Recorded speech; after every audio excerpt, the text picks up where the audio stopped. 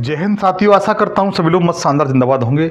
जो मेरे भाई बहन 30 और 31 अगस्त का उत्तर प्रदेश पुलिस का एग्ज़ाम देने के लिए जा रहे हैं, उनके लिए यह सेशन बहुत ही, मैं दावे के साथ कह सकता हूँ कि 100 में 100% इम्पोर्टेंट होने के लिए जा रहा है। रामबाण सिद्ध न हो तब मुझसे बात करिए। इसमें आप जीएस का एक पार्ट देखेंगे। जीएस में आप हिस्ट्री, ज्योग्राफी, पॉलिटी, इकोनॉमिक्स और करंट अफेयर के जितने भी क्वेश्चन आते हैं आपकी प्रतियोगी परीक्षा में, उन सबको बेस बना करके मैंने इस तरह से आपके सामने सेशन लेकर के आया हूं, क्योंकि मैंने इसमें जो 23, 24 और 25 अगस्त को एग्ज़ाम हुआ है उसको टारगेट बनाया हुआ है। इसलिए सेशन बहुत इम्पोर्टेंट है और मेरा दावा है कि आपके एग्ज़ाम में सेशन में से आपको क्वेश्चन 100% मिल जाएंगे। इस बात का दावा है मेरा।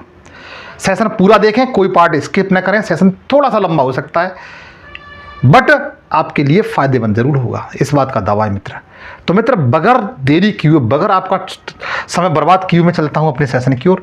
मित्र ध्यान रख, लेकिन मेरी आपसे गुजारिश यह है कि आप इस सेशन पर नए हो, सेशन को सब्सक्राइब जरूर कर लेना। ये हाथ जोड़ के रिक्वेस्ट है मेरी। घंटी बजा के ऑल पे सेलेक्ट कर लेना, क्योंकि आपका भाई, आपका दोस्त इस प्लेटफॉर्म पर जीएस के सारे विषय, करंट अफेयर, हिंदी और रीजनिंग जैसे विषयों को बिल्कुल फ्री पढ़ाते हैं। सेशन अच्छा लगे लाइक जरूर करिएगा। तो देखिएगा, पहला क्वेश्चन आपकी स्क्रीन पर दिया हुआ है, पूछा गया है होपेक्स नामक जो संयुक्त सैन्य अभ्यास है, यह भारत और किस देश के बीच इसका आयोजन किया जाता है।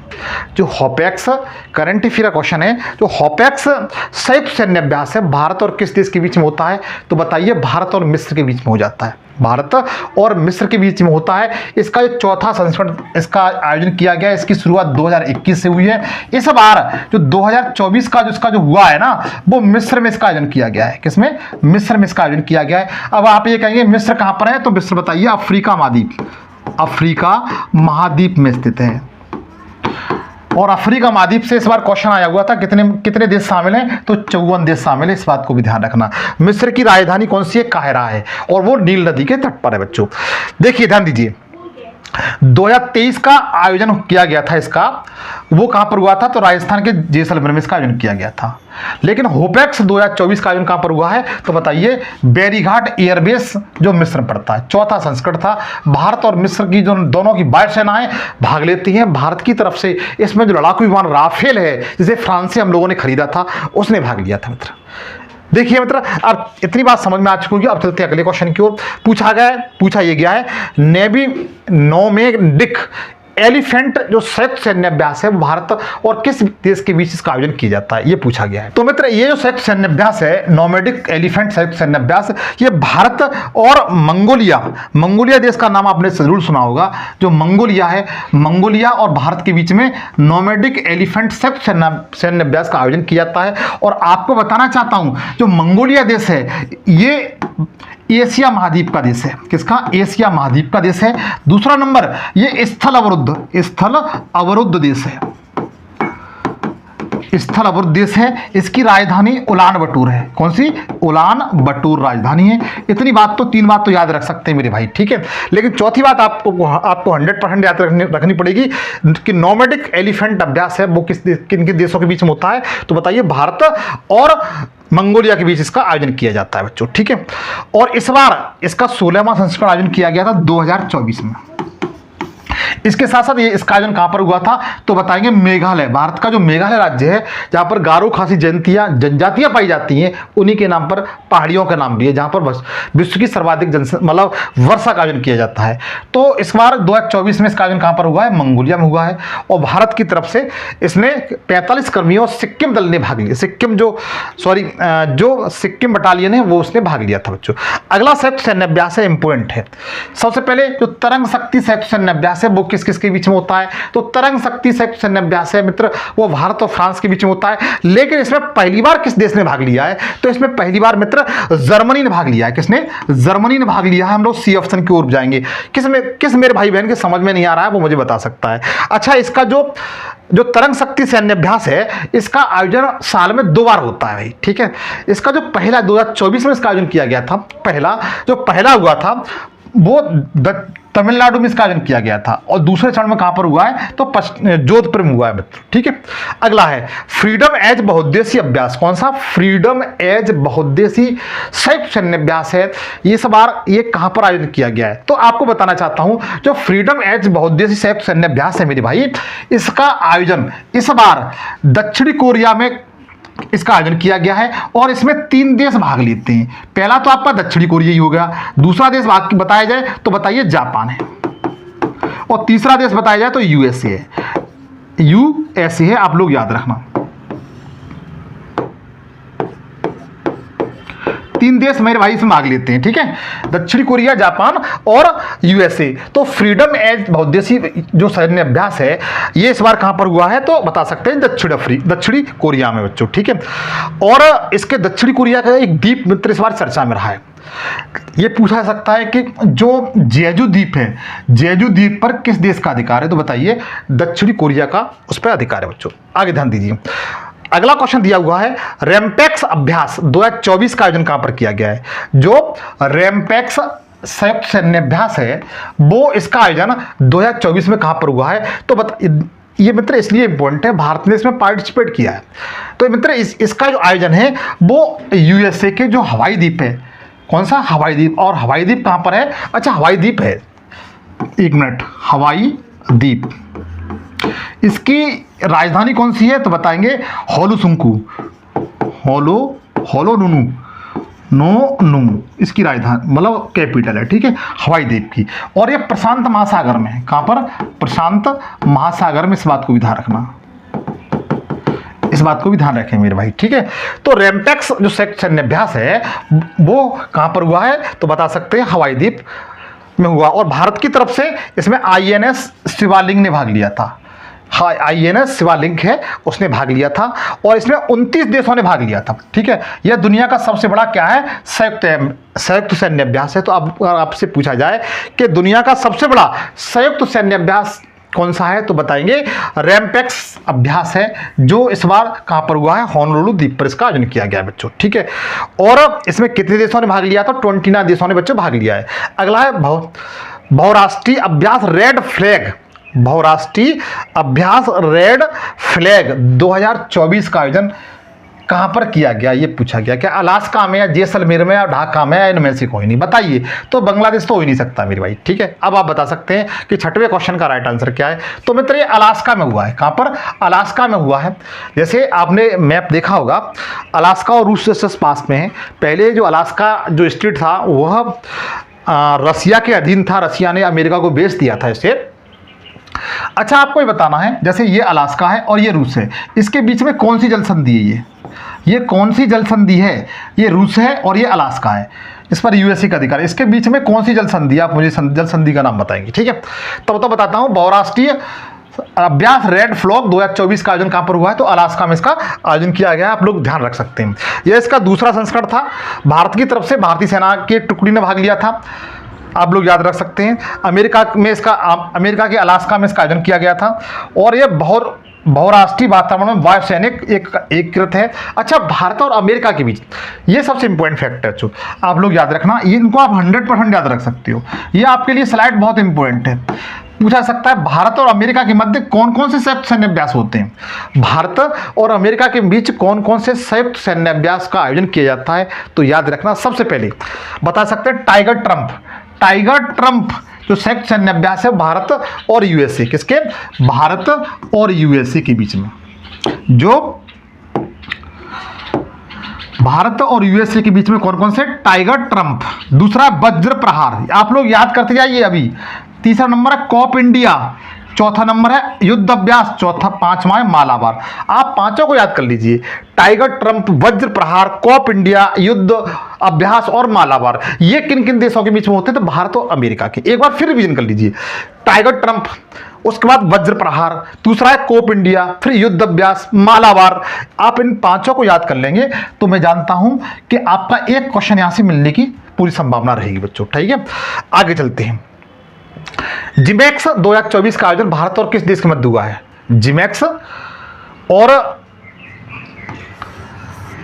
जो संयुक्त सैन्य अभ्यास है भारत और किस देश के बीच होता है? तो जिमैक्स से जापान और इंडिया। ठीक है, ये जापान और इंडिया के बीच इसका आयोजन किया जाता है, आप लोग याद रखना। ठीक है बच्चों, इस बार 2024 में इसका आयोजन कहां पर किया गया था, तो जापान के होकोसुकु जो द्वीप है वहां पर इसका आयोजन किया गया था। इसकी शुरुआत 2012 में जापान से हुई थी। भारत की तरफ से INA शिवालिक ने भाग लिया था, इस फैक्ट को याद रखना। ये 8वां संस्करण था। अच्छा, भारत और जापान के अंदर जापान के साथ एक ये सैन्य अभ्यास तो होता है जिमेक्स, इसके साथ साथ दूसरा भी आप लोग याद रखेंगे, धर्म गार्जियस। ये पूछा जा सकता है, धर्म गार्जियन और वीर गार्जियन नामक जो संयुक्त सैन्य अभ्यास है दोनों, एक तो जिमेक्स हो गया और एक धर्म गार्जियन और वीर गार्जियन, ये जो संयुक्त सैन्य अभ्यास है वो भारत और जापान के बीच में होते हैं। तो तीनों को आप लोग याद रखेंगे, एक तो नंबर जिमेक्स, दूसरा नंबर धर्म गार्जियन और वीर गार्जियन, ये दोनों तीनों को आप लोग याद कर लीजिए, जो भारत और जापान के बीच में इसका आयोजन किया जाता है। अगला है संयुक्त सैन्य अभ्यास डस्ट लिंक का आयोजन भारत और किस देश के बीच में आयोजन किया जाता है, तो मित्र ये इंपॉर्टेंट है, यह इंपॉर्टेंट है, आप लोग याद रखना। जो डस्ट लिंक संयुक्त सैन्य अभ्यास है वो भारत और उज्बेकिस्तान के बीच, कौन सा, उज्बेकिस्तान के बीच इसका आयोजन किया जाता है। हम लोग सी ऑप्शन की ओर जाएंगे। जिसके से मेरे भाई बहन के समझ में नहीं आ रहा, मुझे कमेंट सेक्शन में बताएं कि हाँ सर मेरी समझ में नहीं आ रहा है, लेकिन समझ में आ रहा है तो आपको अपनी अंगुलियों का समय इसे एक बार साफ कर लीजिए। चैनल को प्लीज, सेशन को लाइक जरूर करिएगा। आगे ध्यान दीजिए, तो जो संयुक्त सैन्य अभ्यास है डस्ट लिंक वो किस किस के बीच में होता है, उज्बेकिस्तान और भारत के बीच में इसका आयोजन किया जाता है बच्चों। ठीक है, और इसकी शुरुआत कब से हुई थी, 2019 से हुई थी, और इसका आयोजन 2024 में कहां पर हुआ है, तो उज्बेकिस्तान के टेमेंट जिले में इसका आयोजन किया गया है। भारत की तरफ से गढ़वाल राइफल रेजिमेंट ने इसमें भाग लिया था। उज्बेकिस्तान 1991 में USSR का मेंबर था, 1991 में ये अलग देश बन गया। ठीक है बच्चों, आशा करता हूं इतनी बात समझ में आ रही है। अगला बहुत अच्छा क्वेश्चन है, तटीय सुरक्षा अभ्यास सागर कवच। तटीय सुरक्षा जो अभ्यास है सागर कवच का आयोजन कहां पर किया गया, क्या अंडमान निकोबार में, लक्षद्वीप में, मेघालय में या राजस्थान में? अगर कमेंट सेक्शन बताइए इस क्वेश्चन का राइट आंसर क्या हो सकता है।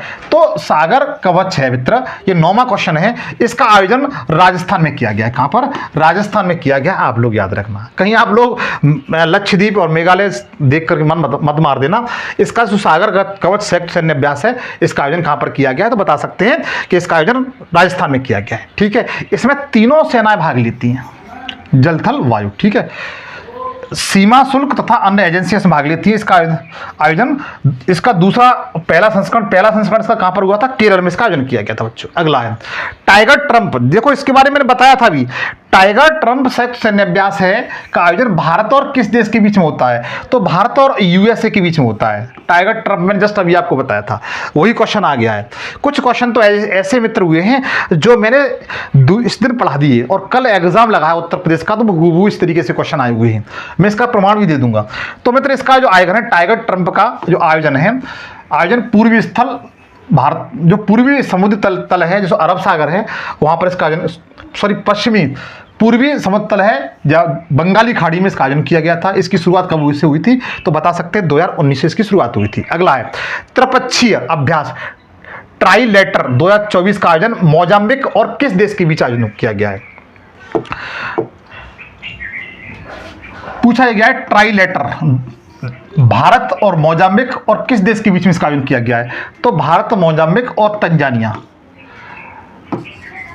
MTI आप इस तरह से याद कर लेंगे, MTI मोजाम्बिक, तंजानिया और इंडिया। ठीक है बच्चों, जो ट्राइलेटर 2024 भारत का आयोजन जो संयुक्त सैन्य अभ्यास है जिसमें भारत और मोजाम्बिक ने भाग लिया है, और तीसरा देश कौन सा है, तो बता सकते हैं तंजानिया बच्चों। ठीक है, अगला इस बार इसका आयोजन कहां पर किया गया है, तो मोजाम्बिक में इसका आयोजन किया गया है, आप लोग याद रख सकते हैं। अगला है सदा तनसीक संयुक्त सैन्य अभ्यास किस देश के बीच आयोजित किया जाता है, तो ध्यान रखना सदा तनकी संयुक्त सैन्य अभ्यास है मेरे भाई, भारत और किस देश के बीच आयोजित किया जाता है, तो बता सकते हैं यह भारत और सऊदी अरब के बीच में, किसके, सऊदी अरब के बीच में इसका आयोजन होता है। ठीक है, सदा तनकीस आप लोग याद रखेंगे क्योंकि यहां से क्वेश्चन बनते हैं मेरे भाई और इनकी आने की पूरी संभावना रहती है। ठीक है, आगे ध्यान दीजिए, इस बार इसका आयोजन कहां पर किया गया है, बीकानेर में किया गया है।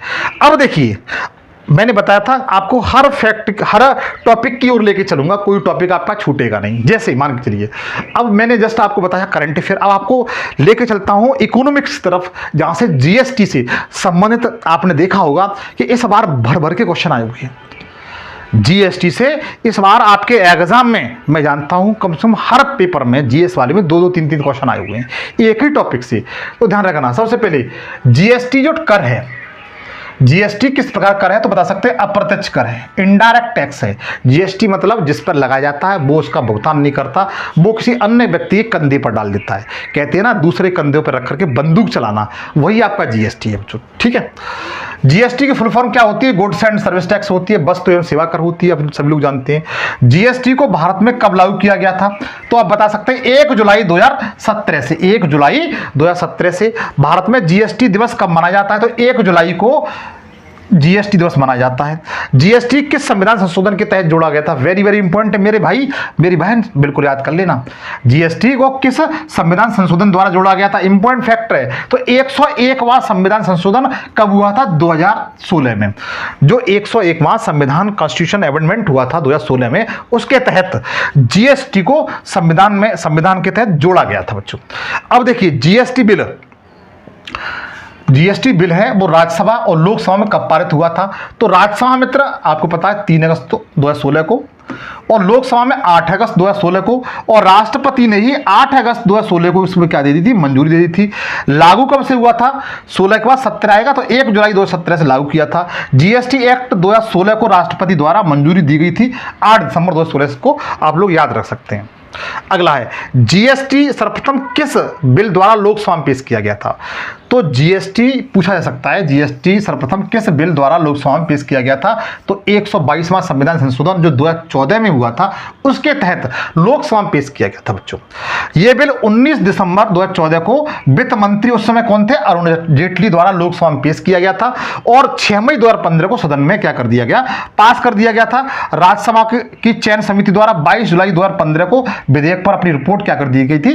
प्रस्तुत कर दी गई थी। विधेयक 3 अगस्त 2016 को राज्यसभा द्वारा पारित कर दिया गया था, और संशोधन विधेयक 8 अगस्त 2016 को लोकसभा द्वारा पारित कर दिया गया था।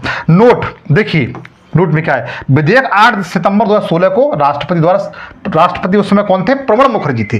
प्रणब मुखर्जी से सहमति मिलेगी, और उसी तारीख को मतलब 8 सितंबर 2016 को भारत को राजपत्रित सूची में क्या कर लिया गया था? शामिल कर लिया गया था। ये कुछ फैक्ट है जो आपके एग्जाम में पूछे जाते हैं।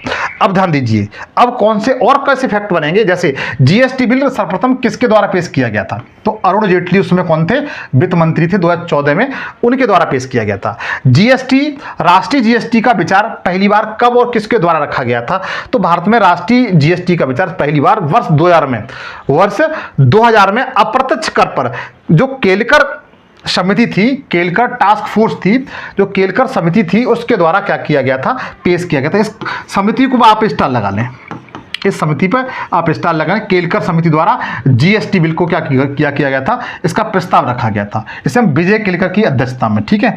भारतीय जीएसटी का वास्तुकार किसे माना जाता है तो असीम दास गुप्ता को माना जाता है। बच्चा याद कर लेना, भारतीय जीएसटी का वास्तुकार किसे कहा जाता है तो असीम दास गुप्ता को कहा जाता है, और इसे वर्ष 2000 में एनडीए सरकार द्वारा जीएसटी परिषद का अध्यक्ष बनाया गया था।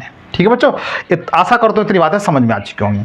अगला है जीएसटी लागू करने वाला पहला देश कौन सा है तो जीएसटी को सबसे पहले किस देश ने लागू किया था? विश्व में सबसे पहले कौन सा देश लेकर के आया था तो बता सकते हैं फ्रांस, 1954 में बच्चों, ठीक है।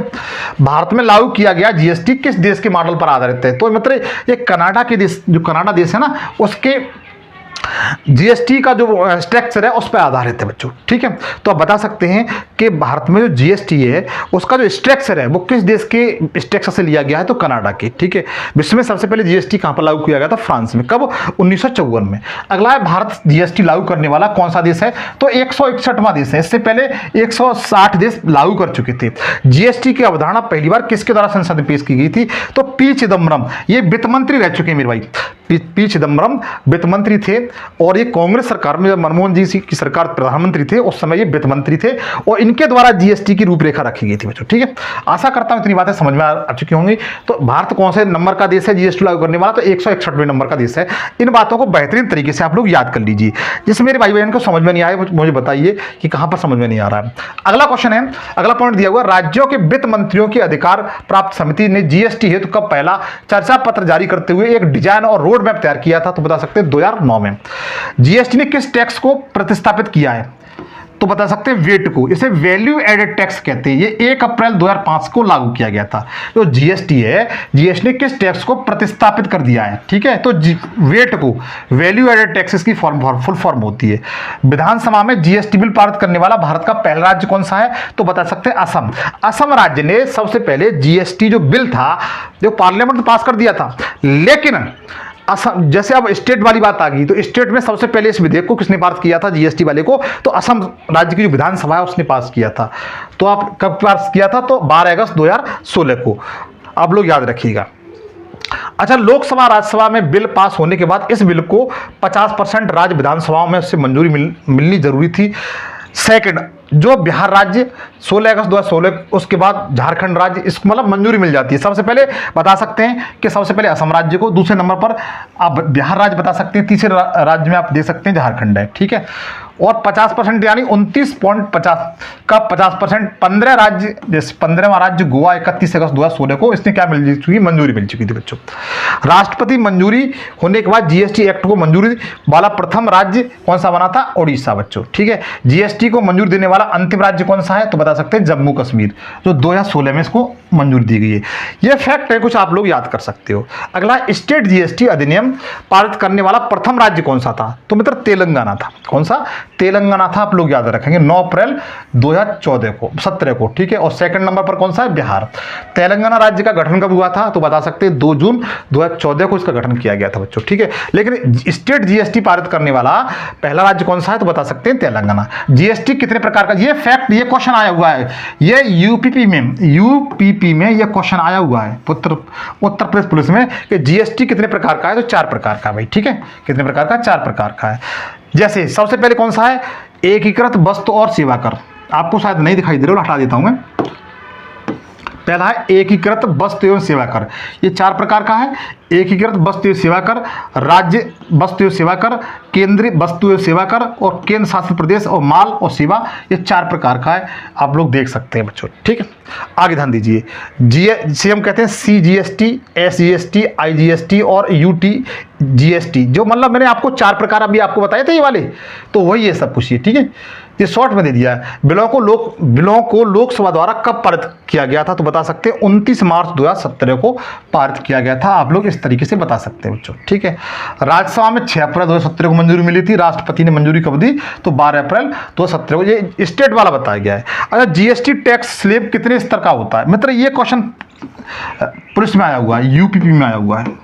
ये क्वेश्चन उत्तर प्रदेश पुलिस में पूछा गया है कि जीएसटी में टैक्स स्लैब कितने स्तर के होते हैं, तो 5 टैक्स स्लैब है, ठीक। कौन कौन से, एक तो 0 है, ठीक है। दूसरा 5%, तीसरा 12%, चौथा 18% और 5वां कौन सा है, 28%, ठीक है। ये 5 लेवल है इसके बच्चों, ठीक है। अच्छा, एक क्वेश्चन पूछा गया था, जो मोबाइल है, मोबाइल पर कितने % जीएसटी टैक्स लेती है सरकार, तो 18% लेती है। कितना, 18% लेती है। ये क्वेश्चन उत्तर प्रदेश पुलिस में पूछा गया है बच्चों। आगे ध्यान दीजिए। अच्छा, एक बात और यहां से पूछी जाती है कि GSTIN की फुल फॉर्म क्या है। GST इनका मतलब GST लिखा हुआ है, फिर INO लिखा है, इसकी फुल फॉर्म पूछी जाती है। तो गुड्स एंड सर्विस टैक्स, ये तो होती है, इसे आप जानते हैं। I से क्या होता है, तो आइडेंटिफिकेशन और नंबर, आइडेंटिफिकेशन नंबर होता है। ये मित्र याद कर लेना, क्वेश्चन पूछा जा सकता है। GSTIN की फुल फॉर्म क्या होती है, तो goods and service tax identification number होता है बच्चों, ठीक है। अच्छा, GSTIN नंबर कितने अंक का होता है, तो 15 डिजिट का होता है। कितने, 15 डिजिट का होता है। आप लोग याद रखना, क्वेश्चन पूछा सकता है कि GSTIN में कितने अंक होते हैं, तो बता सकते हैं 15 अंक होते हैं भाई, ठीक है। अब देखिए 15 अंकों का विभाजन किस प्रकार से है, तो जीएसटी व्यवस्था के तहत प्रत्येक करदाता को 15 अंकीय GSTIN नंबर प्रदान किया जाता है। प्रथम 2 अंक राज्य का कोड प्रतिनिधित्व करते हैं। इन 15 में से जो पहले 2 अंक हैं वो राज्य का प्रतिनिधित्व करते हैं, ठीक है, राज्य का कोड प्रतिनिधित्व करते हैं। और अगले 10 नंबर व्यक्ति या व्यवसाय इकाई का पेन दर्शाते हैं। और 13वां नंबर होता है वो राज्य के भीतर पंजीकृत संख्या के आधार को निर्धारित करता है। और 14वां नंबर जो अंक होता है वो डिफॉल्ट रूप में से Z होता है, ठीक है। और अंतिम 15वां चेक होता है। क्या होता है, अंतिम 15वां चेक कोड के लिए प्रयोग किया जाता है। तो इस तरीके से 15 अंकों क्या किया जाता है, विभाजन किया जाता है बच्चों, ठीक है। आगे ध्यान दीजिए। उसके बाद देखिए कुछ बातें दी हुई हैं, किसके द्वारा देश के लिए दोहरे जीएसटी मॉडल का प्रस्ताव दिया गया था? तो मित्र इलेक्शन कमीशन द्वारा। किसके द्वारा? इलेक्शन कमीशन द्वारा। आप लोग याद कर सकते हैं। इस मॉडल के तहत जीएसटी को दो घटक होते हैं, केंद्रीय जीएसटी और राज्य जीएसटी। ठीक है, तो जो अंतर्राज्यीय सप्लाई जैसे होते हैं उसे आप देख सकते हैं 50% या 50% दोनों में 50-50% बटा हुआ होता है बच्चों। ये मित्र मैंने कुछ जीएसटी से संबंधित कुछ महत्वपूर्ण बातें थी जो मैंने आपको बताई, और मैं जानता हूँ जीएसटी का कोई क्वेश्चन आपका छूटेगा नहीं। अगर आप एक दो बार इसे देख लेते हैं तो कोई क्वेश्चन नहीं छूटेगा, इस बात का दावा है मेरा। अगला देखिए, कूका आंदोलन। हम लोग इतिहास पर चलते हैं। मैंने कहा ना आप जीएस के सारे टॉपिक इसमें शामिल किए हैं। तो देखिए कूका आंदोलन, कूका आंदोलन कहाँ शुरू किया गया था? तो मित्र कूका आंदोलन पंजाब शुरू किया गया था। कहाँ से? पंजाब से शुरू किया गया था। आप लोग याद रखना बच्चों। ठीक है, पंजाब का प्रसिद्ध कूका आंदोलन किस वायसराय के काल में शुरू किया गया था? जो पंजाब का जो प्रसिद्ध कूका आंदोलन था मित्र, ये किस उस समय जब शुरू किया गया था उस समय भारत का वायसराय कौन था, ये पूछा गया है। तो मित्र उस समय लॉर्ड नॉर्थब्रुक के काल में हुआ था। लॉर्ड नॉर्थब्रुक के शासनकाल में ये कूका आंदोलन हुआ था बच्चों। निम्नलिखित में से किसने कूका आंदोलन शुरू किया गया था? तो जो ये कूका आंदोलन का प्रमुख नेता कौन था? अगर इस तरह से क्वेश्चन आता है तो बताएंगे सतगुरु राम सिंह। कौन है मेरे भाई? जो आपको इमेज में दिखाई दे रहे हैं ये सतगुरु राम सिंह हैं, जिन्होंने कूका आंदोलन का नेतृत्व किया था। ये मुख्य नेता थे, मुख्य लीडर थे भाई। अच्छा, कूका आंदोलन संबंध कुछ महत्वपूर्ण बातें हैं, उनको देख लीजिएगा। कूका आंदोलन कब शुरू हुआ था? 1871 से 1872। पहली बात, जो कूका आंदोलन है वो 1871-72 में शुरू किया गया था। उद्देश्य क्या था? अंग्रेजों द्वारा की जा रही गायों की हत्या का विरोध करना। जो गाय थी उनकी हत्या की जा रही थी, उनका क्या करना? विरोध करना अंग्रेजों द्वारा। विद्रोहीकारी पंजाब के कूका लोग से संबंधित थे। नेतृत्व बालक सिंह तथा उनके अनुयायी राम सिंह के नेतृत्व में शुरू किया गया था। बालक सिंह और उनके राम सिंह जी के नेतृत्व में शुरू किया गया था। परिणाम, तैयारी के अभाव में इसे दबा दिया गया। इस समय भारत का वायसराय लॉर्ड नॉर्थब्रुक था, जिसके बारे में मैंने आपको बताया। कूका आंदोलन नाम क्यों पड़ा? सिखों के नामधारी संप्रदाय के लोग को कूका कहा जाता था। आंदोलन इसी संप्रदाय के लिए सिखों द्वारा शुरू किया गया था, इसलिए कूका आंदोलन इसका नाम पड़ा। कूका विद्रोह के दौरान 66 नामधारी सिख शहीद हुए थे। बाप रे बाप, अपने आप में बड़ी बात है। आजकल के जो नेता लोग हैं वो मजे मार रहे हैं, लेकिन 66 सिखधारियों ने क्या किया था? अपने आप को बलिदान दिया था देश के लिए मेरे भाई। बड़ा सोचने वाली बात है। आंदोलन शुरू होने का कारण क्या था? पंजाब में जगह जगह गौवध के लिए बूचड़खाने खोले तथा नामधारी सिखों ने इसका बड़ा विरोध किया। 100 नामधारी सिखों ने 15 जून 1781 को अमृतसर और 15 जून 1781 को रायकोट बूचड़खाने पर धावा बोलकर गायों को क्या करा लिया था? मुक्त करा लिया था। मतलब अंग्रेज गायों को क्या कर रहे थे? उनका नरसंहार कर रहे थे बच्चों। इस बगावत के अपराध में 5 अगस्त 1871 को 3 नामधारी सिख को रायकोट में क्या कर दी? फांसी लगा दी थी। इस तरीके से एवं 15 दिसंबर 1871 को 4 नामधारी सिखों को क्या कर दिया था? फांसी लगा दी थी। और 26 नवंबर 1871 को 2 नामधारी सिखों को लुधियाना के बट वृक्ष के साथ बांधकर सरेआम क्या कर दी थी? इस तरीके से फांसी लगा दी थी। इतना ही नहीं, 17 जनवरी 1972 को मालरकोटा शहर में 66 नामधारी सिखों को क्या कर दिया था मित्र? फांसी पर लटका दिया था बच्चों। सोच सकते नहीं, तोपों से उड़ा दिया था। 66 नामधारी सिखों को तोपों से उन्हें उड़ा दिया था। तोपों के सामने खड़ा कर दिया और उनको क्या कर दिया था? उड़ा दिया था। अब सोच सकते हो कि भारत को स्वतंत्र कराने में इन लोगों ने अपनी जान तक न्यौछावर कर दी थी। अच्छा, अगला क्वेश्चन दिया हुआ है, महात्मा गांधी की समाधि स्थल कहाँ पर है? तो सभी को पता है राजघाट कहाँ पर? दिल्ली में है। कहाँ पर? दिल्ली में है। आप लोग याद रखना, राजघाट दिल्ली में, आप लोग याद रख सकते हो बच्चों। ठीक है, अगला है, गांधी जी को वन मैन बाउंड्री फोर्स किसने कहा था? गांधी जी को वन मैन बाउंड्री फोर्स किसने कहा था? तो ये विंस्टन चर्चिल ने कहा था मेरे भाई। किसने कहा था? विंस्टन चर्चिल ने कहा था। आप लोग याद रखेंगे, ये पूछा जाता है। अब देखिए कुछ महत्वपूर्ण बातें हैं गांधी संबंधित, आप लोग इनको याद रख सकते हैं। समाधि स्थल कहाँ पर है? मैंने आपको राजघाट नई दिल्ली बताया। उपनाम इनका क्या है? राष्ट्रपिता कहते हैं, बापू कहते हैं, महात्मा कहते हैं, साबरमती का संत कहते हैं, वन मैन बाउंड्री फोर्स कहते हैं। इनके क्या है? उपनाम है। और ये विंस्टन चर्चिल ने कहा था वन मैन बाउंड्री फोर्स मेरे भाई। महात्मा गांधी जी को सर्वप्रथम राष्ट्रपिता किसने कहा था? सुभाष चंद्र बोस ने कहा था, सभी को पता है। गांधी जी को महात्मा की उपाधि किसने दी थी? रविन्द्रनाथ टैगोर ने दी थी, जिन्हें 1913 में साहित्य के क्षेत्र में पहला नोबेल पुरस्कार दिया गया था भारत को। One man boundary force Lord Mountbatten batten संबंधित है। एक नारा, ये मित्र ये थोड़ा गलत दिया हुआ है, ठीक है। प्रमुख नारा करो या मरो महात्मा गांधी ने दिया था, भारत छोड़ो महात्मा गांधी ने दिया था। प्रमुख समाचार पत्र आप लोग इनके याद रखेंगे। इंडियन ओपिनियन पूछा जाता है इम्पोर्टेंट 100%, महात्मा गांधी ने लिखा था। यंग इंडिया महात्मा गांधी ने लिखा था। हरिजन नामक पत्रिका थी, महात्मा गांधी ने शुरू की थी। और नवजीवन हो सकता है पूछ लिया जाए, ये भी महात्मा गांधी ने शुरू किया था बच्चों। भारत में हरिजन संघ की स्थापना की थी तो महात्मा गांधी ने की थी, सबको पता है। हरिजन सेवक संघ की स्थापना 1932 में किसने की थी? महात्मा गांधी ने की थी। और इसका उद्देश्य क्या था कि अस्पृश्यता, छुआछूत को हटाना और हरिजन दलित एवं अनुसूचित जनजाति के उत्थान के लिए क्या करना? कार्य करना। फैक्ट, हरिजन शब्द का सर्वप्रथम प्रयोग किसने किया था? महात्मा गांधी ने किया था बच्चों, आप लोग याद कर सकते हो अलग से बच्चों। निम्नलिखित में से किस भारतीय ने अफ्रीका में फ्रीनेक्स आश्रम की स्थापना की थी? तो फ्रीनेक्स आश्रम है मेरे भाई, वो इसकी स्थापना महात्मा गांधी ने की थी। किसने की थी? महात्मा गांधी ने की थी, आप लोग जानते होंगे। राष्ट्रपिता किसने कहा था? सुभाष चंद्र बोस ने कहा था, मैंने आपको इसके बारे में बता ही दिया है, ठीक है। ऑल इंडिया फॉरवर्ड ब्लॉक की स्थापना की थी, किसने की है? तो ऑल इंडिया फॉरवर्ड ब्लॉक की स्थापना मेरे भाई वो किसने की है? सुभाष चंद्र बोस ने की है। सी ऑप्शन की ओर जाएंगे, किसने की है? सुभाष चंद्र बोस ने की है।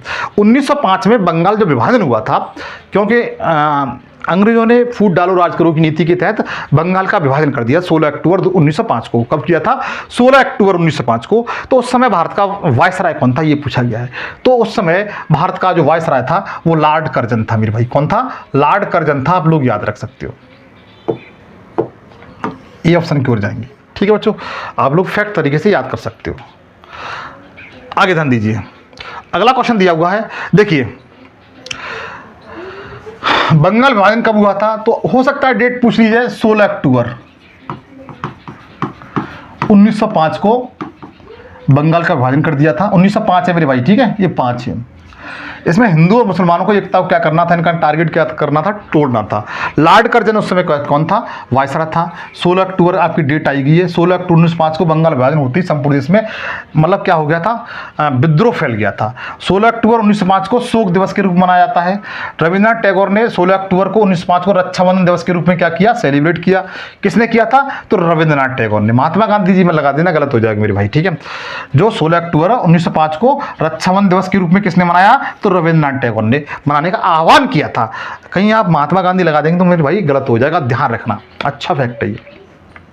बंगाल विभाजन के अवसर पर रविन्द्रनाथ टैगोर ने प्रसिद्ध गीत आमार सोनार बंगला लिखा था। यह गीत बांग्लादेश का इस समय क्या है? राष्ट्रीय गीत है बच्चों, आमार सोनार बंगला बच्चों। अब देखिए जो बंगाल विभाजन हुआ था 16 अक्टूबर 1905 को, वो दो भागों में बांट गया था, एक पश्चिम बंगाल, दूसरा पूर्वी बंगाल। पश्चिम बंगाल में कौन सा था? तो पश्चिम बंगाल में पश्चिम बंगाल था, वर्तमान समय बिहार था, उड़ीसा था, और इसकी राजधानी कौन सी हुआ करती थी? कलकत्ता हुआ करती थी। इसकी जनसंख्या कितनी थी? 5 करोड़ 40 लाख यहाँ की जनसंख्या थी। मात्र इसमें मुसलमान कितने थे? 90 लाख थे। मुसलमान कितने थे? 90 लाख थे। जबकि बांग्लादेश थे जो पूर्वी ढाका, जो पूर्वी बंगाल था, इस जो पूर्वी बंगाल और इसमें आसाम शामिल था। पूर्वी बंगाल में पूर्वी बंगाल आसाम शामिल था। इसकी राजधानी ढाका हुआ करती थी। जनसंख्या 3 करोड़ 10 लाख थी। यहाँ पर थी 5 करोड़ 40 लाख, यहाँ पर 3 करोड़ 10 लाख थी। मात्र 1 करोड़ 20 लाख हिंदू थी इसमें। 1 करोड़ 20 लाख इसमें क्या थे भाई? हिंदू थे भाई। अगला है, भारत के पहले वायसराय कौन थे? भारत के पहले वायसराय कौन थे? तो लॉर्ड कैनिंग थे, आप लोग याद रखना, ठीक है। लॉर्ड कैनिंग था। 1857 की क्रांति इन्हीं के समय हुई थी। पूना पैक्ट आप बहुत पूछा जाता है, इंपोर्टेंट है, आप लोग याद रखना। पूना पैक्ट कब हुआ और किन दो महान मूर्ति के बीच हुआ था? तो महात्मा गांधी और बाबा साहब डॉक्टर बी आर अम्बेडकर बीच में हुआ था 1932 में बच्चों, ठीक है। चलो इनके बारे में कुछ जान लेते हैं। यह समझौता पुणे की यरवदा सेंट्रल जेल में हुआ था, पहली बात। दूसरी बात कब हुआ था? 24 सितंबर 1932 को हुआ था। दोनों बात याद रखेंगे, डॉक्टर बी आर अम्बेडकर और महात्मा गांधी के बीच। फैक्ट अच्छा आप लोग याद कर लेना। यह समझौता का परिणाम क्या निकला कि केंद्रीय विधानमंडल में दलित वर्ग के लिए सुरक्षित सीटों को 18% बढ़ा दिया जाएगा और प्रांतीय विधानमंडलों में दलित वर्ग के लिए आरक्षित सीटों की संख्या 71 से बढ़ा करके 147 कर दी जाएगी बच्चों, ठीक है। गांधी इरविन समझौता भारत के निम्नलिखित किस आंदोलन से संबंधित है? तो गांधी इरविन समझौता है मित्र, यह सबसे पहले कब हुआ था और इसका टारगेट क्या था? तो सविनय अवज्ञा आंदोलन था, उस समय चल रहा था, उसके उपलक्ष्य में इसका यह समझौता किया गया था बच्चों, ठीक है। गांधी इरविन समझौता भारत के सविनय अवज्ञा आंदोलन से संबंधित था, क्योंकि यह समझौता दूसरे गोलमेज सम्मेलन से पहले 5 मार्च 1931 को हुआ था। पूछा जा सकता है गांधी इरविन समझौता कब हुआ था? 5 मार्च 1931 को महात्मा गांधी और लॉर्ड इरविन के बीच हुआ था, जो उस समय वहाँ का भारत का वायसराय था। गांधी इरविन समझौते के अनुसार गांधी जी ने सविनय अवज्ञा आंदोलन स्थगित कर दिया था और दूसरे गोलमेज सम्मेलन। अगला, रॉलेट एक्ट कब पारित हुआ था? रॉलेट एक्ट कब पारित हुआ था ये पूछा गया है। तो 21 मार्च 1919 को पारित हुआ था और इसी के विरोध में 13 अप्रैल 1919 को जलियांवाला बाग हत्याकांड हुआ था। ठीक है, 13 अप्रैल 1919 को। लेकिन ये रॉलेट एक्ट कब पारित हुआ था? तो 21 अप्रैल 1919 को हुआ था। इसे काला कानून के नाम से जाना जाता है। ये पूछा भी गया है, देखो काला कानून के नाम से किसे जाना जाता है तो बता दीजिए। और रॉलेट एक्ट को जाना जाता है, आप लोग डी ऑप्शन की ओर जाएंगे। नो अपील नो दलील कानून किसे कहा जाता है? तो रॉलेट एक्ट को कहा जाता है। इसमें किसी व्यक्ति को ना तो कोई अपील होगी ना दलील होगी, और डायरेक्ट गिरफ्तार करके फांसी तक देने का प्रावधान था बच्चों, इसीलिए इसे काला कानून कहा जाता है। तो ध्यान रखना, ये कौन सा था? रॉलेट एक्ट, जो 21 मार्च 1919। ठीक है, इस डेट को आप लोग याद रख सकते हो। ठीक है, मार्च 1919 में कांग्रेस ने भारत में उभर रहे राष्ट्रीय आंदोलन को चलने के लिए यह एक्ट कानून पास किया था। इस कानून के तहत किसी व्यक्ति को संदेह के आधार पर गिरफ्तार किया जा सकता था। रॉलेट एक्ट 21 मार्च 1919 को लागू किया गया था। रॉलेट एक्ट का आधिकारिक नाम क्या था ये पूछा जा सकता है।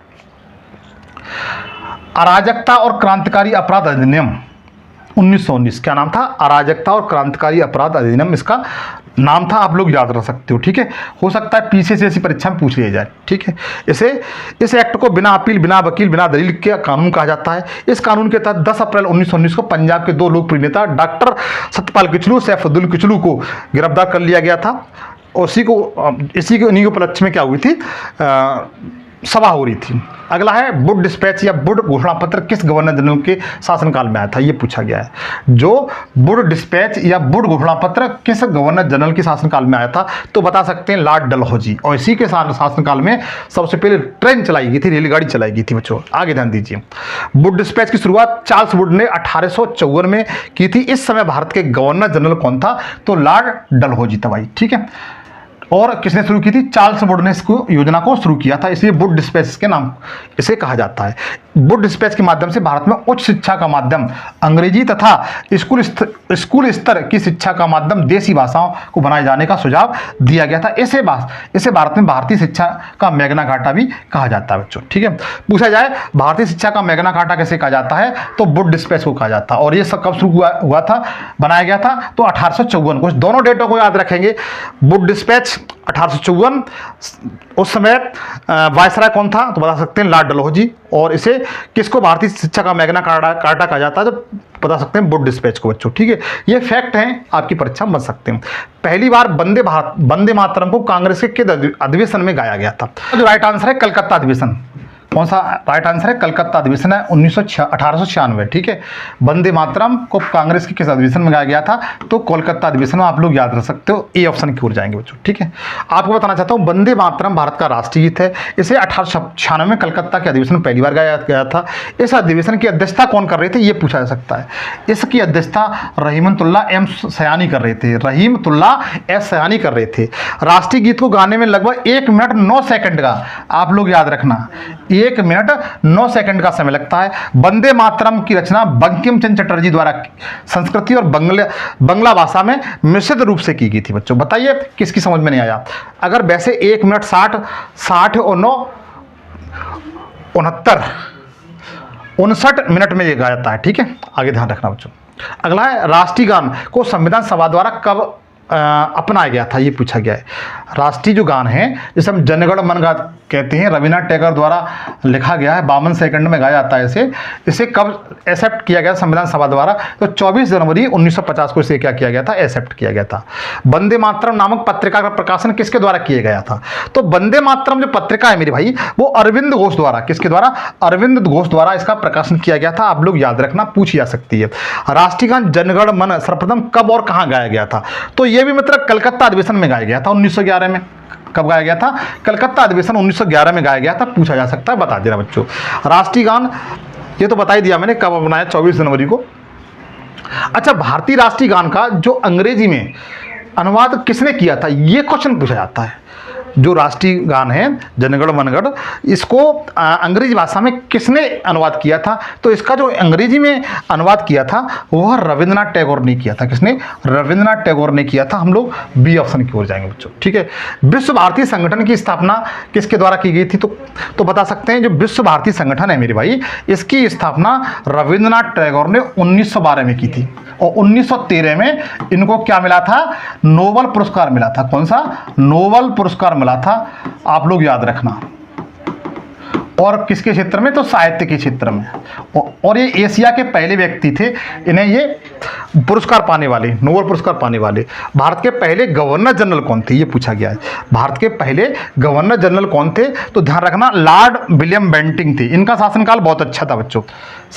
1827 से लेकर के 1835 तक ये रहे थे। इन्होंने भारत के सुधार के लिए बहुत कुछ कार्य किया था। इनका नाम है विलियम बेंटिंक, ठीक है। अब देखिए कुछ महत्वपूर्ण बातें हैं, जैसे बंगाल के पहले गवर्नर कौन थे? तो रॉबर्ट क्लाइव था। बंगाल के पहले गवर्नर जनरल कौन थे? वारन हास्टिंग थे। भारत का पहला गवर्नर जनरल कौन था? विलियम बेंटिंक था, जो भी बताया। भारत के पहले वायसराय कौन थे? लॉर्ड कैनिंग थे।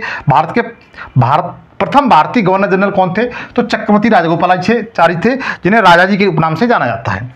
हाँ देखो वही क्वेश्चन आ गया, राजा जी के उपनाम से किसे जाना जाता है? तो बता सकते हैं सी राजगोपालाचारी को जाना जाता है। हम लोग सी ऑप्शन की ओर जाएंगे, ठीक है।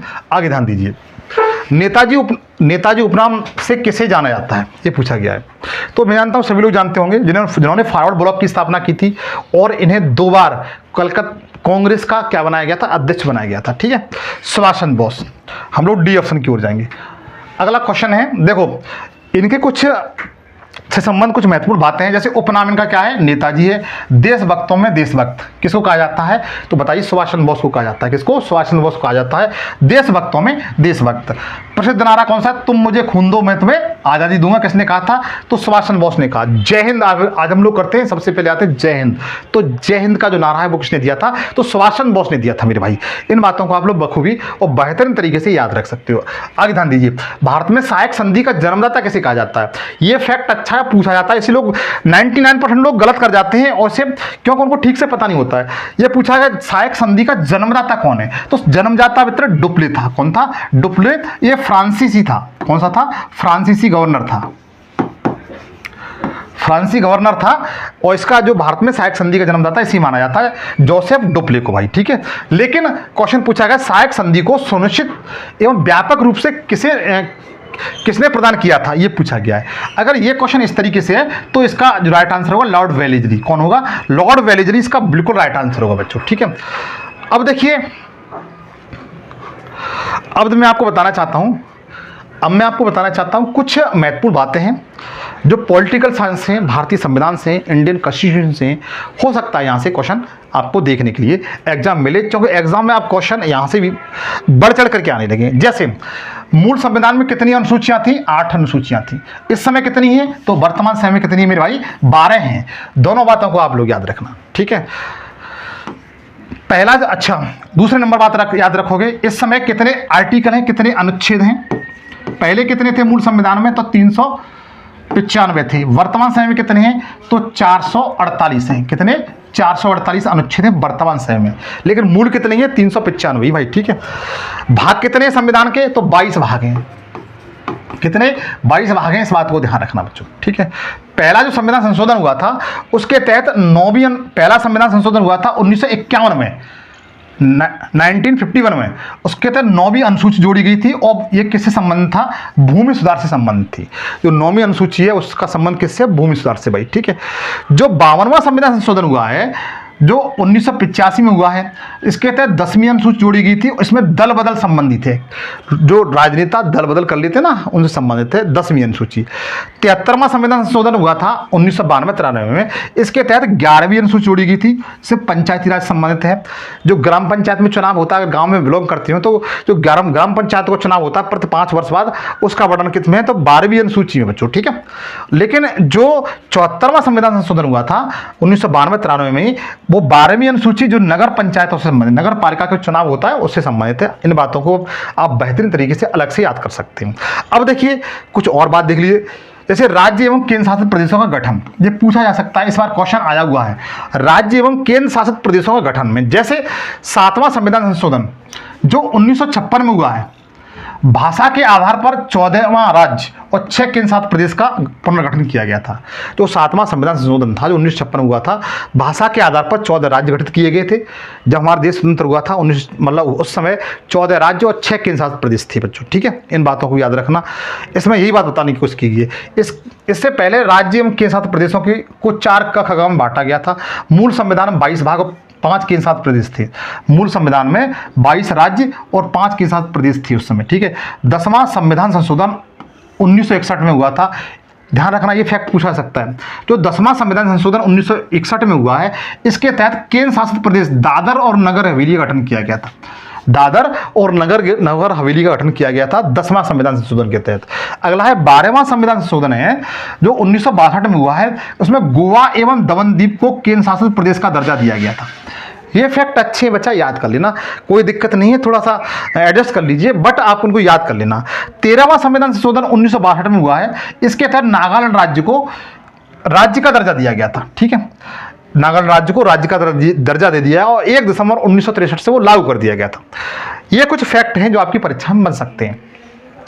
उसके तहत आप देखेंगे कि जो 14वां संविधान संशोधन हुआ है, 14वां संविधान संशोधन हुआ है, वो केंद्र शासित प्रदेश पांडिचेरी का गठन किया गया था। अच्छा, आपको ये बताना है, केंद्र शासित प्रदेश जो पांडिचेरी है वो 3 राज्यों में 4 स्थानों पर है। 2 राज्यों में, एक राज्य में वो दो जगह पर है। उन दोनों का नाम बता दीजिए मुझे, ठीक है। आगे ध्यान दीजिए, ये 14वां संविधान संशोधन 1962 में हुआ था। उसमें पांडिचेरी जो केंद्र शासित प्रदेश का गठन किया गया था। लेकिन 22वां संविधान संशोधन 1969 में हुआ है। इसमें मेघालय राज्य को क्या दिया गया है, दर्जा दिया गया और भारत का 22वां राज्य से बनाया गया था, ठीक है। उसके बाद 27वां संविधान संशोधन हुआ है 1971 मेरे भाई। उसमें नए केंद्र शासित प्रदेश अरुणाचल प्रदेश एवं मिजोरम को गठन किया गया था। उस समय एक अरुणाचल प्रदेश, वर्तमान समय में देखते हैं मिजोरम, आप देखते हैं ये पहले यूटी थे, केंद्र शासित प्रदेश थे। लेकिन ये कब थे, 27वां संविधान संशोधन 1971 के तहत इनको क्या कर दिया गया था, यूटी बना दिया गया था, केंद्र शासित प्रदेश बना दिया गया था। 36वां संविधान संशोधन 1975 में हुआ है। सिक्किम राज्य को राज्य का दर्जा दे दिया गया था और 22वां राज्य बना था बच्चों, ठीक है, सिक्किम राज्य। उसका मिजोरम 53वां संविधान संशोधन 1986 में हुआ है। उसके तहत मिजोरम को राज्य का दर्जा दिया गया है और ये 23वां राज्य बना था। 55वां संविधान संशोधन हुआ है, वह 1983 में हुआ है। अरुणाचल प्रदेश को राज्य का दर्जा दिया गया था और 24वां राज्य बना था। और 56वां संविधान संशोधन 1987 को हुआ था, गोवा राज्य का गठन किया गया था। इस बात को ध्यान रख सकते हो। 25वां राज्य बना था बच्चों। देखिए, मूल संविधान में 14 भाषाएं थी और वर्तमान समय में कितनी भाषाएं, 22 भाषाएं, ठीक है। 21वां संविधान संशोधन हुआ था। जब 21वां संविधान संशोधन कब हुआ था, 1967 में। जब 14 भाषाएं थी तो उसमें एक भाषा जोड़ी गई, कौन सी, सिंधी। तो कितनी हो गई, 15 भाषा हो गई, ठीक है। ये कब हो गई, 1967 में। और ये कब हुआ था, इसके लिए 21वां संविधान संशोधन किया गया था। 71वां संविधान संशोधन हुआ था मेरे भाई 1993 में। उसमें नेपाली, मणिपुरी, कोंकणी, ये 3 भाषा थी, वो जोड़ी गई। कब, 71वां संविधान संशोधन 1993 के तहत। लेकिन 2003 में क्या होता है, 92वां संविधान संशोधन होता है। इसमें बोडो, डोंगरी, मैथिली और संथाली 4 भाषाओं को जोड़ लिया। इस तरीके से आप देख सकते हैं अब संविधान में 22 भाषाएं, ठीक है बच्चों। ये कब कब और किस किस तरह से जोड़ी गई वो आपको मैंने बता दिया बच्चों। जिस किसी समझ में नहीं आ रहा मुझे बता सकता है कि सर हमारी समझ में ये नहीं आ रहा। देखो, एक चीज आपने सुना होगी 42वां संविधान संशोधन। इसे 42वां संविधान संशोधन है मित्र, इसे लघु संविधान या मिनी कॉन्स्टिट्यूशन के नाम से जाना जाता है, जो 1976 में हुआ था। और ये किसकी सिफारिश पर संविधान किया गया था, तो स्वर्ण सिंह समिति का नाम आपने जरूर सुना होगा। स्वर्ण सिंह समिति की सिफारिश पर यह संविधान संशोधन लाया गया था बच्चों, ठीक है। अब देखिए इसमें क्या क्या बातें हैं। इसमें 59 प्रावधान है। पहली बात, इसमें 59 क्या है, प्रावधान जोड़े गए थे। इसके तहत 59 प्रावधान जोड़े गए थे। बहुत अच्छा फैक्ट है, अभी तक बहुत कम लोगों को पता है और परीक्षा में आ गया तो बहुत कम लोग ही बता पाएंगे। इसमें लगभग 59 क्या थे, प्रावधान थे। संविधान की प्रस्तावना में पंथनिरपेक्ष, समाजवाद और अखंडता 3 शब्द जोड़े गए थे। पहले शब्द नहीं थे, पंथनिरपेक्ष, समाजवाद और अखंडता 3 शब्द कब जोड़े गए थे, 42वें संविधान संशोधन के तहत जोड़े गए थे। मौलिक कर्तव्य को शामिल किया गया था भाग 4 में अनुच्छेद 51A में रख दिया गया था, ठीक है, स्वर्ण सिंह समिति की सिफारिश पर। इस समय 11 हैं बच्चों, ठीक है, 11 क्या हैं तो बता सकते हैं, मौलिक कर्तव्य कितने हैं, 11 हैं। और 11वां कौन सा है तो बता सकते हैं कि 11वां जो है वो 6 से लेकर के 14 वर्ष तक को बच्चों को निःशुल्क शिक्षा और भोजन की व्यवस्था कराना है। अच्छा, कैबिनेट की सलाह मानने के लिए राष्ट्रपति को बाध्य कह सकता है, ये भी प्रावधान 42वें संविधान संशोधन द्वारा किया गया था। और लोकसभा राज्य विधानसभाओं का कार्यकाल 5 वर्ष बढ़ाकर से 5 वर्ष 6 वर्ष से घटा करके 5 वर्ष कर दिया था बच्चों, ठीक है। राष्ट्रपति 6 महीने से बढ़ाकर, राष्ट्रपति जो शासन होता है उसे 6 महीने से बढ़ा करके 1 साल तक कर दिया गया था, ठीक है। इतनी बातें आपको समझ में आ चुकी हुई 42वें संविधान संशोधन के तहत। अब देखो 61वां संविधान संशोधन जान लीजिए, जो 1989 में हुआ है। कब हुआ है, 1989 में हुआ है। लोक सेवा एवं विधानसभा चुनाव में मतदाता की आयु 21 वर्ष से घटाकर कितनी कर दी गई, 18 वर्ष। तभी तो आपने अभी लोकसभा का चुनाव हुआ है उसमें जो मेरे भाई बहन 18 वर्ष से ऊपर थे, 18 वर्ष प्लस थे, वो क्या कर सकते हैं, वोट डाल सकते हैं। पहले उम्र सीमा कितनी थी, 21 साल थी, लेकिन 61वां संविधान संशोधन 1989 में हुआ था, उसके तहत ये सिस्टम को हटा दिया गया और आर्टिकल 226 में संशोधन किया गया था इसके तहत। और 86वां संविधान संशोधन वेरी वेरी इंपॉर्टेंट है, आप लोग याद रखना, वर्ष 2002 से में किया गया था। जो 86वां संविधान संशोधन वर्ष 2002 में किया गया था, आप लोग याद रख सकते हो, जिसमें 6 वर्ष को बच्चों को निःशुल्क एवं अनिवार्य शिक्षा का प्रावधान किया गया। इसे आर्टिकल 45 से हटा करके आर्टिकल 21 का में रख दिया बच्चों। अब देखिए जो 91वां संविधान संशोधन है, जो 91वां संविधान संशोधन है, इसमें कहा गया है कि मंत्रिपरिषद में प्रधानमंत्री सहित मंत्रियों की कुल संख्या लोकसभा की कुल संख्या का कितना परसेंट होगी, 15% से अधिक नहीं होनी चाहिए। इसमें यह बताया गया है कि जो मंत्रिपरिषद में प्रधानमंत्री सहित मंत्रियों की कुल संख्या कितनी होगी, 15% से अधिक नहीं होगी, लोकसभा के जो मेंबर होते हैं उसकी बच्चों, ठीक है।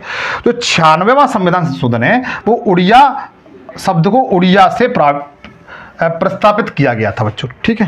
ये ज़्यादा फैक्ट अच्छा नहीं है। हाँ, 100वां संविधान संशोधन भारत और बांग्लादेश के बीच जो समझौता हुआ था भूमि से संबंधित, उससे संबंधित है बच्चों। ये पूछा जा सकता है क्योंकि इस समय भारत बांग्लादेश में विवाद हो चुका है, तो इस फैक्ट को याद रखना कि 100वां संविधान किससे संबंधित है, तो भारत और बांग्लादेश के बीच जो समझौता है भूमि सुधार संबंधी उससे संबंधित है। 101वां संविधान संशोधन के बारे में बता चुका हूँ, GST संबंधित है, इस बात को ध्यान रखना बच्चों, ठीक है। 102वां संविधान संशोधन जो राष्ट्रीय पिछड़ा वर्ग आयोग है NCBC का गठन किया गया था और आर्टिकल 338B में रखा गया था उसे। 103वां संविधान संशोधन 2019 में किया गया था, इसमें EWS के लिए 10% रिजर्वेशन की व्यवस्था की गई थी। इस पर विवाद चल रहा है इस समय, ठीक है। 104वां संविधान संशोधन के तहत यह प्रावधान किया गया था 2020 में कि यह संशोधन लोकसभा और राज्य विधानसभा में सीटों की संख्या में SC और ST के आरक्षण से संबंधित है। इस संशोधन द्वारा लोकसभा विधानसभाओं में SC ST के लिए आरक्षण की अवधि को 10 वर्ष और बढ़ाया गया है। पूर्व में आरक्षण की समय सीमा 25 जनवरी 2020 को क्या हो रही थी, समाप्त हो रही थी। इस संविधान संशोधन द्वारा लोकसभा में जो 2 एंग्लो इंडियन होते थे उनके आरक्षण को क्या कर दिया गया, समाप्त कर दिया। 104वां संविधान संशोधन बच्चों, ठीक है, इन्हें आप लोग याद रख सकते हो। अब देखिए ये मैंने पॉलिटी कुछ बताई जो आपके एग्जाम बनती है। अब मैं आपको कुछ और ऐसे करंट अफेयर टॉपिक बताना चाहता हूं जहां से क्वेश्चन आपको एग्जाम में बनेगा। जैसे पूछा जाए पेरिस ओलंपिक 2024 की पदक तालिका में टॉप देश कौन सा है, टॉप देश कौन सा है, तो मित्र अमेरिका पहले स्थान पर है। हालांकि पेरिस में हुआ है लेकिन अमेरिका पहले स्थान पर है। अपना इंडिया का जो स्थान कौन सा है, तो भारत मित्र 71वें नंबर पर रहा है। भारत ने जो 24 में जो गेम्स हुए हैं पेरिस ओलंपिक, इसमें कोई भी गोल्ड नहीं जीता है। भारत कोई भी गोल्ड नहीं जीता है, जो भी जीते ब्रांज और सिल्वर मेडल जीते हुए मित्र, ठीक है। अमेरिका पहले नंबर पर है, चीन दूसरे नंबर पर और जापान तीसरे नंबर पर है मेरे भाई, ठीक है। इन बातों को और भारत अपना 71वें नंबर पर, ठीक है। इसका आयोजन पेरिस में किया गया था। संस्करण कौन सा था, 33वां संस्करण था। और ये कब से कब तक शुरू किया गया था, तो 26 जुलाई से लेकर 11 अगस्त तक। सर्वाधिक पदक किसने जीते थे, तो अमेरिका ने जीते हैं, जो आपको बता चुका हूँ बच्चों, ठीक है। अब देखिए कुछ जानकारी है जिन्हें आप गेन कर लीजिए। जैसे मनु भाकर हैं, ये हरियाणा के झज्जर जिले की रहने वाली हैं। इन्होंने भारत को पहला पदक शूटर ने दिलाया था, मनु भाकर ने दिलाया था शूटिंग में बच्चों, ठीक है। और इन्होंने 2 मेडल जीते थे, दोनों कौन से, ब्रॉन्ज मेडल हैं, ठीक है, आप लोग याद रख सकते हो। मनु भाकर ने मिक्स्ड में दूसरा मेडल जीता था और भारतीय पुरुष हॉकी टीम ने ब्रॉन्ज मेडल जीता है। जेवलिन थ्रो नीरज चोपड़ा ने भी सिल्वर मेडल जीता है। और रेसलर अमन सहवाल ने मतलब 57 किलोमीटर में क्या जीता है, इन्होंने भी ब्रॉन्ज मेडल जीता था। अच्छा, आईसीसी पुरुष T20 विश्व कप 2024 का खिताब किसने जीता है? तो मित्र ये जो जीता हुआ है भारत ने जीता हुआ है, 2024 में जीता है, वो किसने जीता है? भारत ने जीता है। भारत ने किसको हराया है? तो दक्षिण अफ्रीका को हराया था बच्चों, ठीक है, दक्षिण। अच्छा, भारत इस बार 2 बार विजेता रहा है बच्चों, ठीक है। अगला IPL 2024 जैसे इंडियन प्रीमियर लीग कहते हैं, इसका विनर कौन रहा है?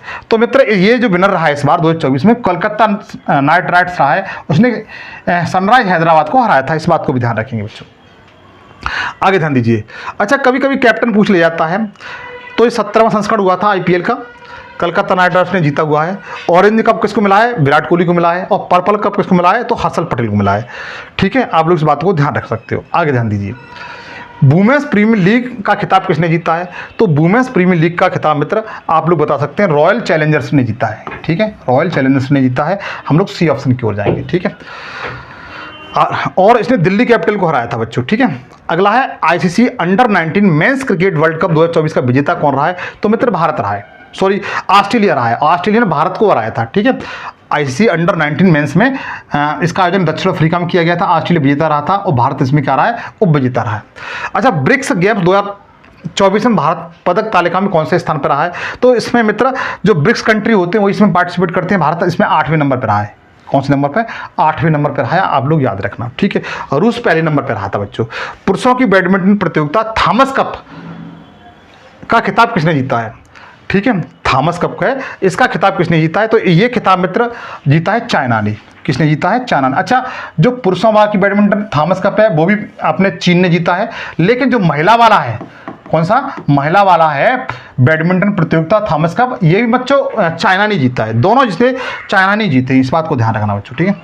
अगला cricket tournament Ranji trophy, Ranji trophy किसने जीती है? तो रणजी ट्रॉफी मित्र इस बार 2024 जीती है, क्रिकेट से संबंधित है, मुंबई ने जीती है और मुंबई ने विदर्भ को हराया था। उप विजेता कौन रहा है? विदर्भ बच्चों, ठीक है।